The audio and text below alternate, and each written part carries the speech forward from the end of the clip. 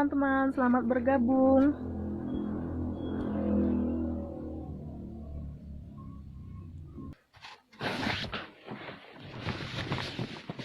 Baiklah, acaranya akan kita mulai ya teman-teman. Tolong diperhatikan dan disimak baik-baik ya, karena kita akan membuka sesi tanya-jawab nantinya. Baiklah, saya buka dengan Assalamualaikum warahmatullahi wabarakatuh. Selamat pagi dan salam sejahtera bagi kita semua. Apa kabar teman-teman? Pagi ini saya Fitria Marcella Sari dari tingkat 2 Bidan Stikes Mitra Adiguna Palembang sebagai moderator. Saya harap teman-teman semua sudah siap untuk mendengarkan materi yang luar biasa dari pembicara yang juga luar biasa sekali, yakni mengenai psikologis masa nifas.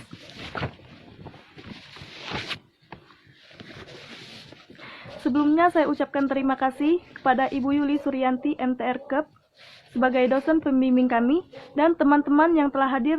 Saya ucapkan terima kasih atas waktu dan perhatian yang telah kalian berikan pada live kami. Pada pagi ini kita akan membahas tentang psikologis masa nifas, di mana kita sudah memiliki dua pembicara yang akan memaparkan materinya satu persatu.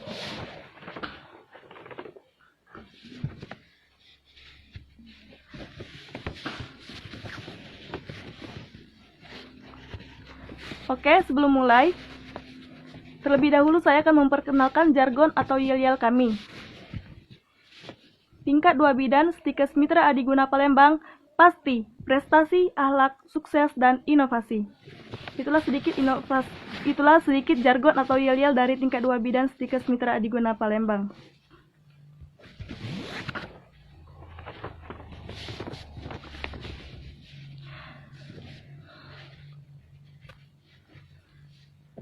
Baiklah, tidak lama lagi kita akan masuk ke acara intinya. Untuk pemaparan materi, saya mohon para peserta untuk tetap menyaksikan sampai live berakhir ya.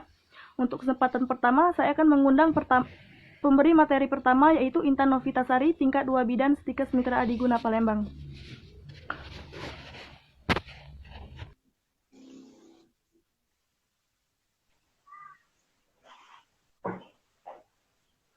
Baiklah, pemberi materi pertama kita sudah bergabung ya. Untuk siapkan pertanyaannya. Untuk materi pertama ya, tolong diperhatikan baik-baik.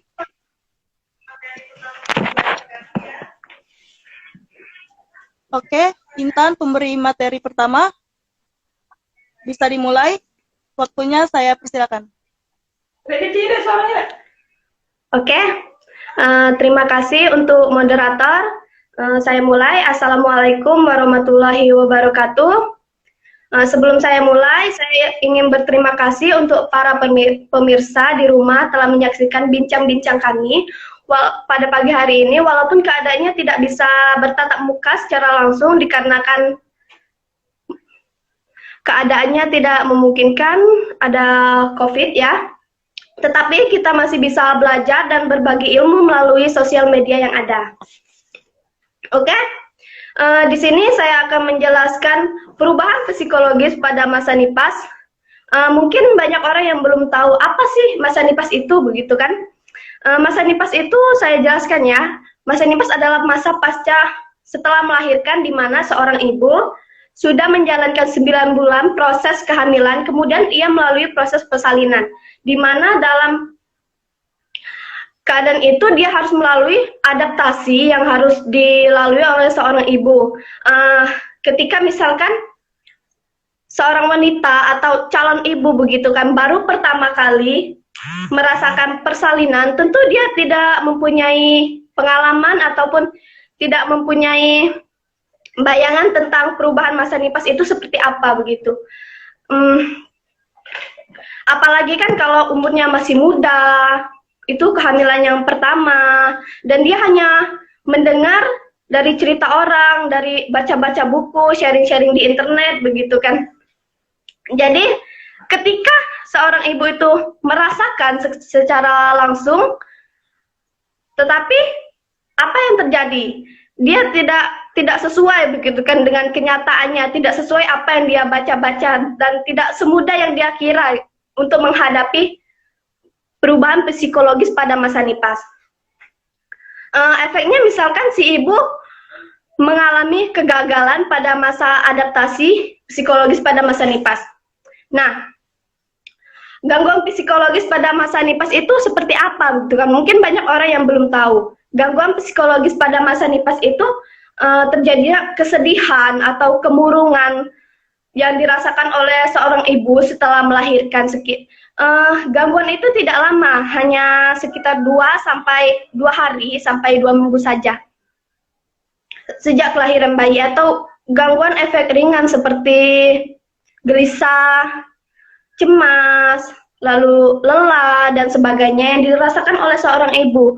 Dan gangguan itu sering tampak seminggu setelah dia melahirkan. Jadi di sini ada beberapa tahapan yang harus dilalui oleh seorang ibu agar tidak terjadi yang namanya gangguan psikologis pada masa nifas. Terdapat fase-fase yang harus dilalui oleh seorang ibu. Di sini saya akan menjelaskan fase-fase yang akan dilalui seorang ibu untuk menghadapi gangguan psikologis, perubahan psikologis pada masa nifas. Yang pertama, ibu akan menghadapi fase tucking in. Fase tucking in itu apa sih? Banyak yang belum tahu. Fase tucking in ini adalah fase keterkejutan, di mana seorang ibu mengalami keterkejutan. Pada fase ini, ibu butuh adaptasi. Jadi pada masa ini, si ibu benar-benar harus terfokus pada dirinya sendiri. Si ibu hanya memikirkan dirinya sendiri. Dan ini tidak berlangsung lama, hanya berlangsung 2-3 hari saja. Oke. Jadi untuk yang kedua fase taking hold. Fase taking hold itu apa sih? Begitu. Fase taking hold ini tidak lama, hanya berlangsung 3-10 hari saja, di mana seorang ibu sudah mulai adaptasi dengan kondisi yang seharusnya. Maksudnya, ibu sudah merasakan seperti sudah mulai sadar gitu kan, oh saya harus menyusui anak saya harus mengurus anak saya, sudah berpikir bahwa dia tuh harus mengurus anaknya, saya harus mengurus anak saya dan sebagainya. Pokoknya si ibu itu sudah mulai beradaptasi dengan kondisinya yang sekarang. Oke? Yang ketiga, fase letting go. Fase ini di mana seorang ibu sudah mengalami proses penerimaan. Fase letting go ini adalah fase penerimaan oleh seorang ibu. Dia sudah menerima sepenuhnya terhadap apa yang sudah terjadi pada dirinya. Misalkan dia sudah berpikir, oh ternyata saya sudah menjadi seorang ibu sepenuhnya. Saya sudah mempunyai anak, saya harus mengurus anak saya. Tidak mungkin saya hanya berdiam diri, memikirkan diri saya sendiri kan. Jadi dia sudah berpikir bahwa keadaannya tuh harus mengurus anaknya. Jadi dia sudah menyadari bahwa dia sudah menjadi seorang ibu sepenuhnya begitu. Jadi di fase letting go ini fase bahwa dia tuh sudah sadar, sudah menerima, dia sudah mempunyai anak. Baiklah, itulah fase tahapan perubahan psikologis pada masa nifas. Untuk calon ibu ataupun untuk para suami, para keluarga, calon suami pun harus memahami apa itu perubahan psikologis pada masa nifas. Mereka harus mampu mendukung perubahan yang terjadi pada masa nifas, terutama untuk semua keluarga, calon suami pun harus memahami dari sekarang begitu perubahan psikologis masa nifas agar dia siap untuk menjadi suami siaga, siap antar dan jaga. Baiklah, itulah penjelasan dari saya tentang perubahan psikologis pada masa nifas. Saya kembalikan ke moderator, terima kasih. Baiklah, terima kasih pada pembicara pertama. Untuk teman-teman yang ingin bertanya, kita buka sesi tanya jawab ya. Kalau ada yang ingin bertanya, silakan berikan pertanyaannya di kolom komentar. Kita tunggu ya.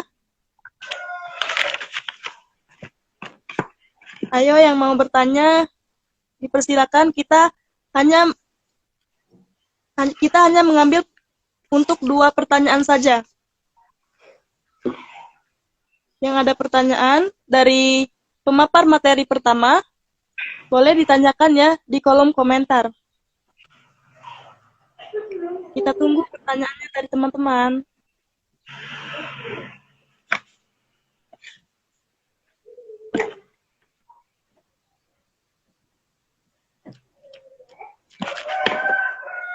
Oke, untuk teman-teman yang ingin bertanya, silakan.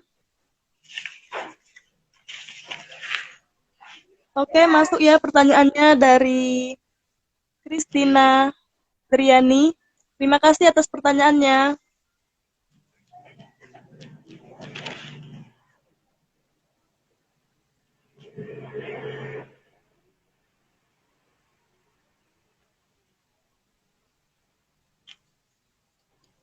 Satu lagi pertanyaan, ayo untuk teman-teman yang ingin bertanya, boleh ya? Kita tunggu pertanyaannya.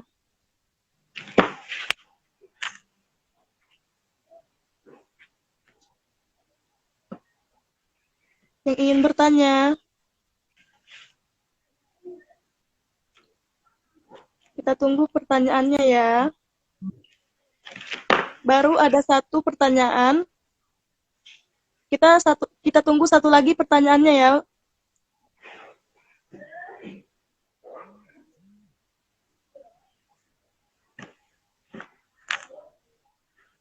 Ayo untuk teman-teman yang ingin bertanya, masih kita tunggu 1 lagi pertanyaan.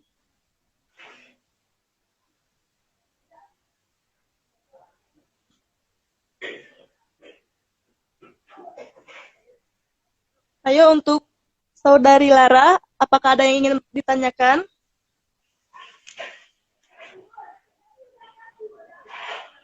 Untuk Elda Inti, apakah ada yang ingin ditanyakan? Oke, terima kasih. Pertanyaannya sudah masuk ya dari Sinta Arzela. Baiklah, pertanyaannya sudah cukup ya untuk 2 pertanyaan. Nanti jawabannya akan kami berikan sesudah pemapar materi yang kedua. Sekarang saya akan menggabungkan pemapar materi kedua, yaitu Gita Febrianti.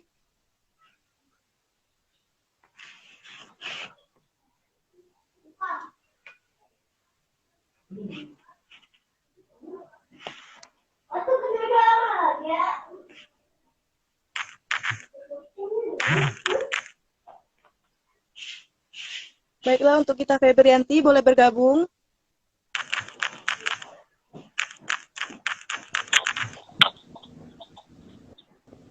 Oke, untuk pembicara kedua kita sudah bergabung ya. Untuk Gita Febrianti bisa dimulai, waktunya kami persilakan. Oke, baiklah, terima kasih Fitria. Di sini sebelum saya menjelaskan materi saya, di sini saya akan memperkenalkan diri terlebih dahulu. Perkenalkan, nama saya Gita Febrianti dari Stikes Mitra Adiguna Palembang. Di sini saya sebagai penyaji 2. Di sini saya akan melanjutkan materi dari Intan tadi tentang psikologi masa nipas. Di sini saya akan menjelaskan kesedihan dan duka cita, gangguan masa nipas, dan apa saja hal-hal yang harus dilakukan oleh bidan dalam masa psikologis masa nipas ini. Baiklah, saya akan menjelaskan tentang kesedihan dan duka cita. Apa itu kesedihan dan duka cita? Kesedihan dan duka cita itu adalah proses kehilangan menurut Krause dan Clanel pada tahun 1982. Yang meliputi itu memiliki beberapa hal seperti shock atau lupa peristiwa, denial, menolak apakah itu bayiku atau itu siapa, dan depresi. Terus realization atau dukungan mutual antara orang tua. Selanjutnya, respon terhadap bayi cacat yang mungkin akan muncul antara lain pada masa nipas itu seperti fantasi anak normal, PS kenyataan, terus shock, tidak percaya dan menolak, adanya bayi, frustasi dan marah, menarik diri terhadap ini. Selanjutnya, gangguan psikologis pada masa nipas. Gangguan psikologi pada masa nipas ini ada dua, yaitu pertama postpartum blues. Di sini saya akan menjelaskan apa itu postpartum blues, faktor penyebab dan gejala dan cara menanganinya. Postpartum blues ini adalah kesedihan atau kemurungan setelah melahirkan, biasanya hanya muncul sementara waktu, yaitu sekitar 2 hari atau hingga 2 minggu sejak kelahiran bayi atau gangguan efek ringan. Gangguan efek ringan ini tersebut biasanya gelisah, cemas, lelah, dan sering tampak dalam minggu pertama setelah persalinan. Ini sering terjadi kepada ibu masa nipas. Adapun faktor penyebab postpartum blues ini seperti faktor hormonal, faktor usia, pengalaman kehamilan dari persalinan karena ibu baru atau pasangan baru menikah, adanya perasaan belum siap menghadapi lahirnya bayi, dan latar belakang psikososial wanita yang bersangkutan seperti misalnya tingkat pendidikan, ekonomi, status perkawinan, kehamilan yang tidak diinginkan, atau riwayat gangguan kejiwaan sebelumnya. Dalam postpartum blues tersebut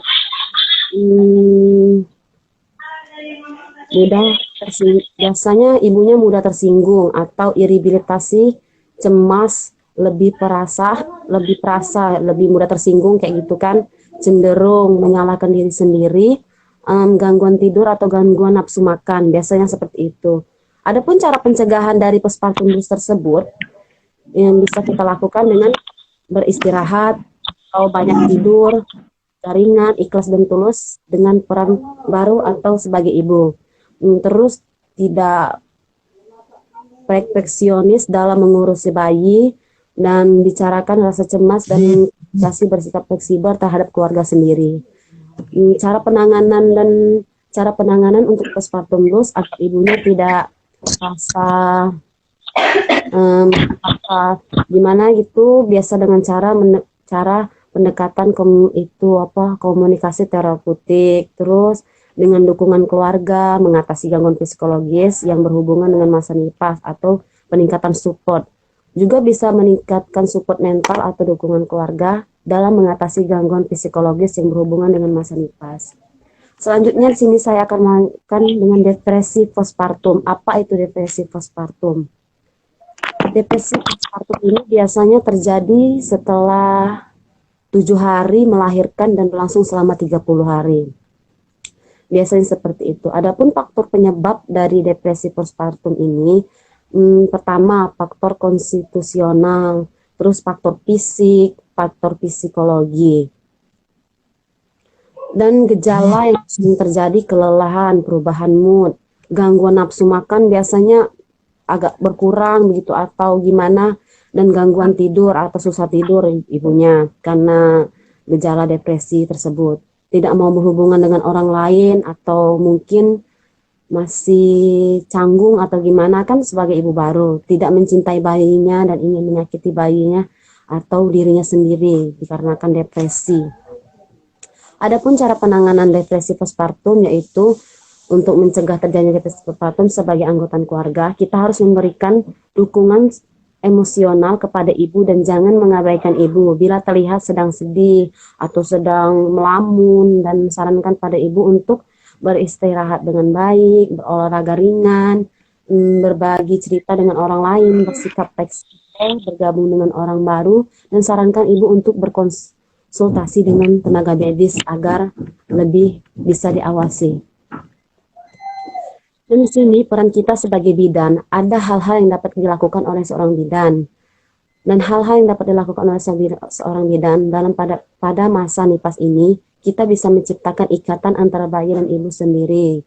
Terus memberikan penjelasan pada ibu, suami, dan keluarganya bahwa ini merupakan suatu hal yang umum dan mungkin akan hilang di minggu setelah melahirkan.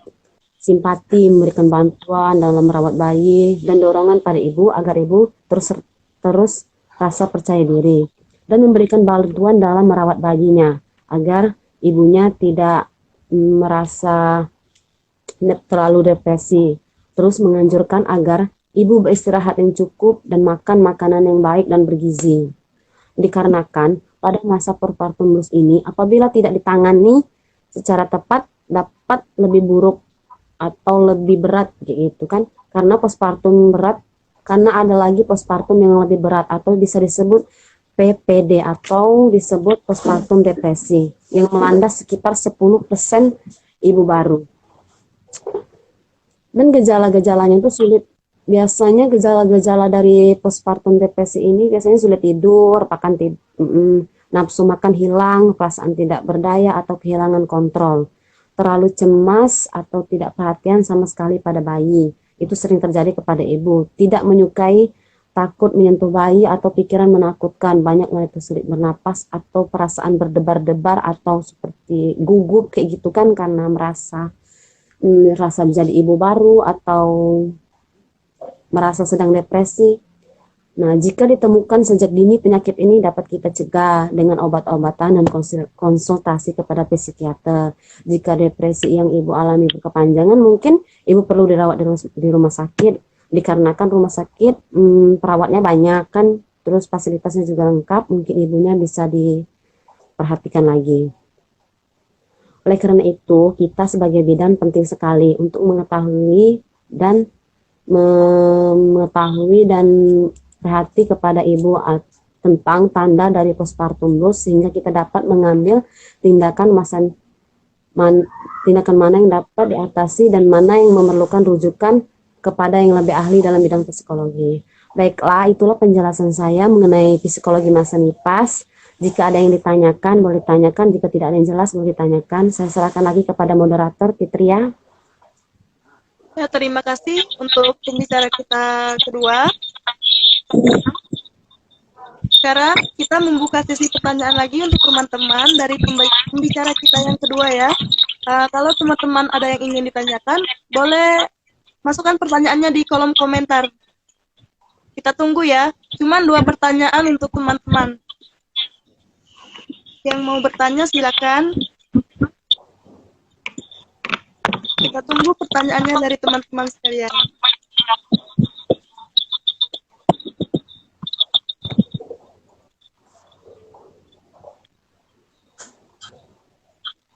Oke, pertanyaannya masuk ya dari Desi Azan.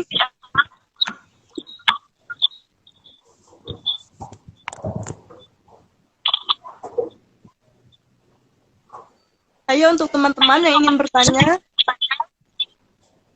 kita cuma memberikan untuk teman-teman 2 pertanyaan saja. Satu lagi, untuk teman-teman yang ingin bertanya,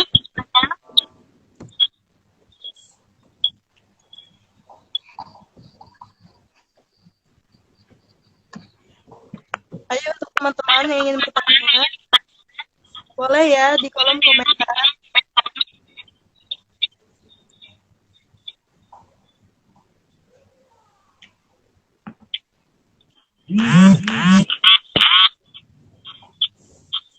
Oke, kita tunggu untuk 1 pertanyaan lagi.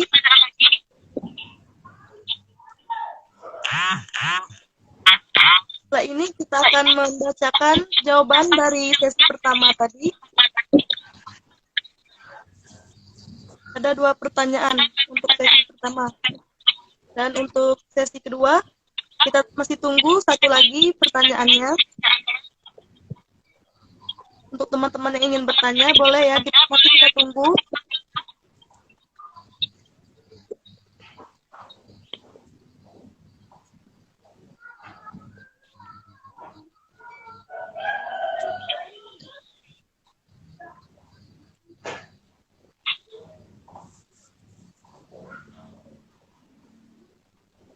Oke, masuk ya pertanyaannya dari Putri Ayu. Baiklah, pertanyaannya sudah selesai ya. Dan sekarang kita akan menjawab pertanyaan dari pemapar materi pertama.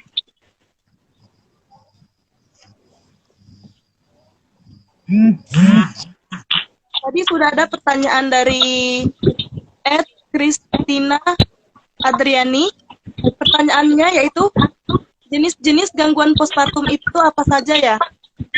Untuk pemapar materi pertama, boleh dijawab. materinya.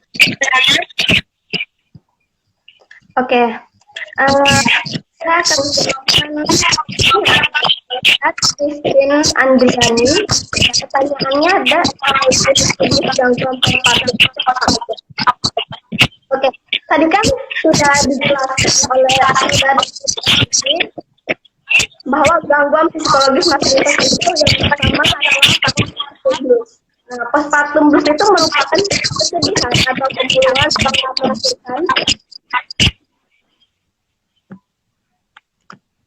kesedihan atau kemurungan setelah melahirkan. Biasanya hanya itu sementara waktu, yaitu sekitar 2 hingga 2 hari hingga 2 minggu hingga kelahiran bayi. Ada faktor penyebabnya, saya jelaskan. Faktor penyebabnya itu yang pertama faktor hormonal, yang kedua faktor usia, yang ketiga pengalaman dalam proses kehamilan dan persalinan, adanya perasaan benci, yang kelima latar belakang khusus kita yang bersangkutan tingkat pendidikan, kehamilan. Ada gejalanya juga, gejalanya seperti depresi atau bingung ataupun cemas, perasaan menyala, gangguan tidur dan gangguan. Ada pencegahnya juga, pencegahnya sedang tidur, kedua berolahraga ringan,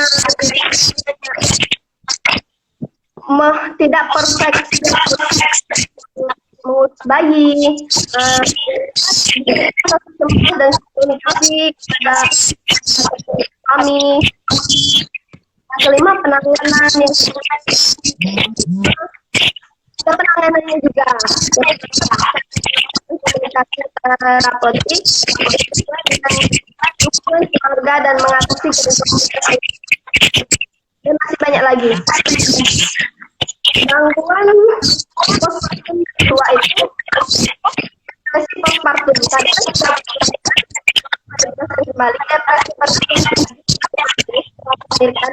dan berlangsung selama 30 hari. Apa faktor penyebabnya? Faktor penyebabnya yang pertama faktor karena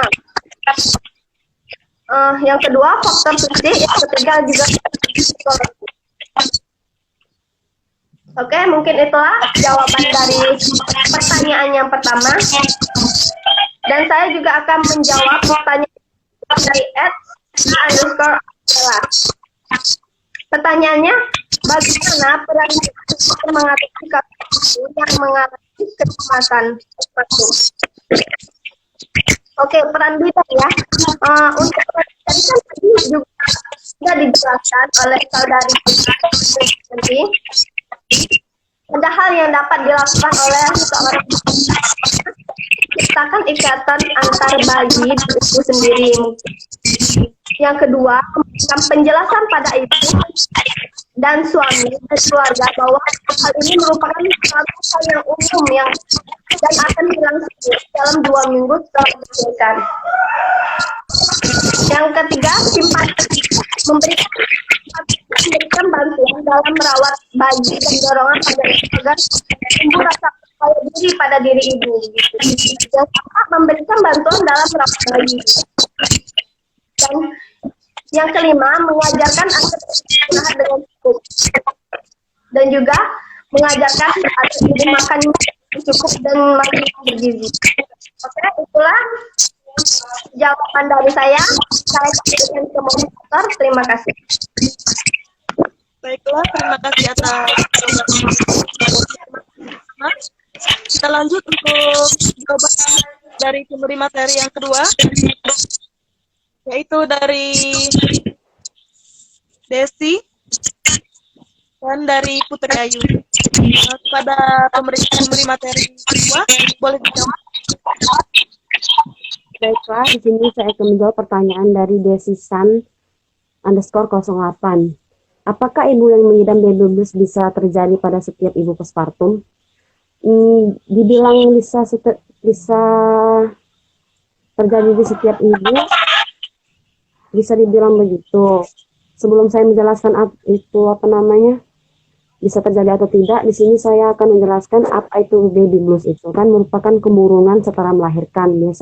Biasanya hanya muncul setelah yakni sekitar 2 hari hingga 2 minggu sejak kelahiran. Biasanya memang biasanya sering terjadi pada setiap ibu dikarenakan ini baby blues ini biasanya terjadi pada setiap ibu yang ibu baru atau rumah ibu yang ibu atau suami yang baru menikah, dikarenakan dikarenakan ibu